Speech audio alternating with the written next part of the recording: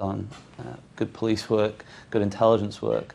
I think a political process that can draw in the dissidents is highly unlikely at this time, and it may just be that one has to accept these groups are there and going to be there for some time to come yet. I think there's a culture has grown up over the last few years in the UK that, you know, we can have a world that's free from terrorism, nowhere perhaps more so than Northern Ireland.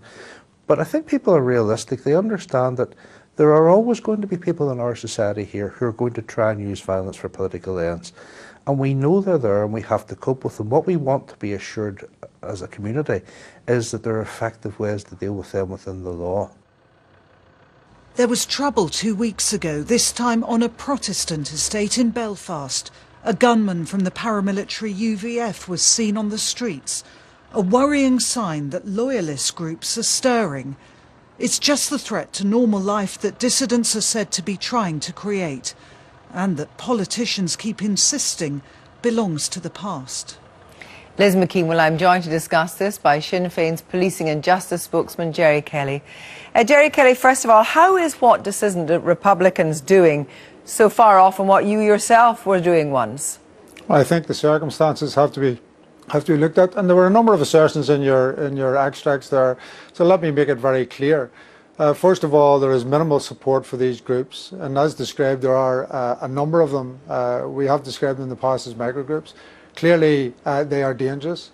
Clearly, they have done damage. But to try and compare that with a war that was fought between the IRA and the British Army over a period of some 35 years is not a comparable situation. Neither is the situation within which we live.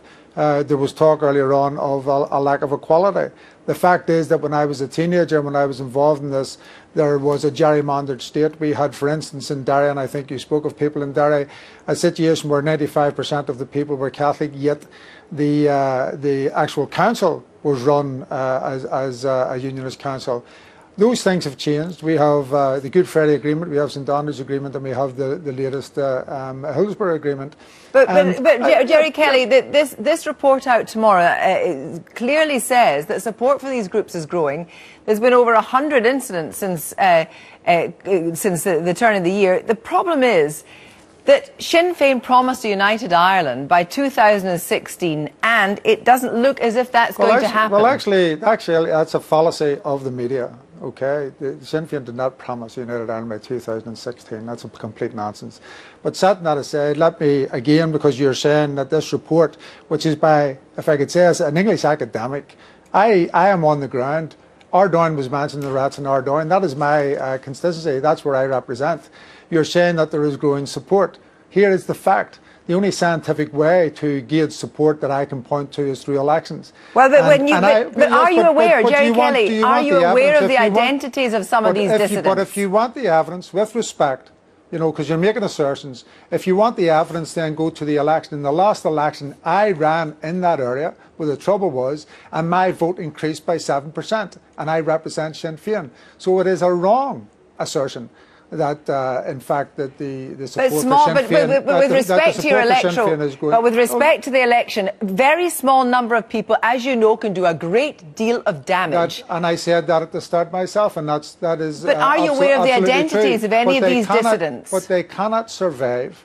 They cannot survive without people's support, and people have made it very clear that they do not support them. But in our film, we have talked to several people, formerly in the Republican movement, and youngsters, who say now that they feel disillusioned, that they're not getting what Sinn Féin promised them, and that actually they won't condemn the return to violence.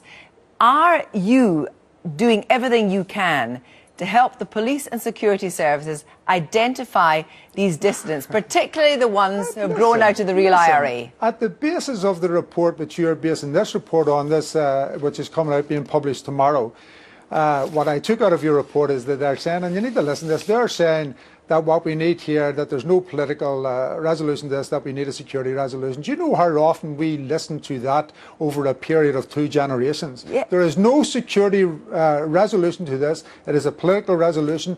We have a situation where we have said to people, look, there is a political way forward to United Ireland, to equality in a United Ireland. But when? Well, when we can get it. We have to share this island. We have always been upfront about that. We're Democrats. What was missing was democracy. We have institutions which now form the North-South Ministerial Institutions for the first time in Irish history. But the danger is, Jerry Kelly, sure, the danger is that if you cannot control the violence, you and Sinn Féin will become irrelevant in Northern Ireland. How can you say that we are irrelevant when we are the largest party in Belfast? If you can't control the violence and the violence increases. With due respect to you, you know, you're making some of this stuff up. We are the largest party. You said earlier on that we're losing our grip. How are we losing our grip if our vote is going up?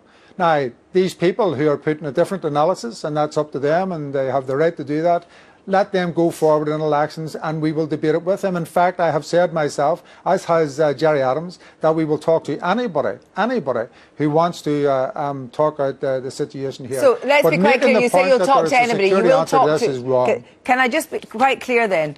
You will talk to the real IRA. I will talk to absolutely anybody, including the real IRA, to put our analysis forward and try and convince them that there is a political way forward to the aims that they espouse. Thank you and that there is no right, no reason for armed struggle now. Thank you very much, Jerry Kelly. Thank you.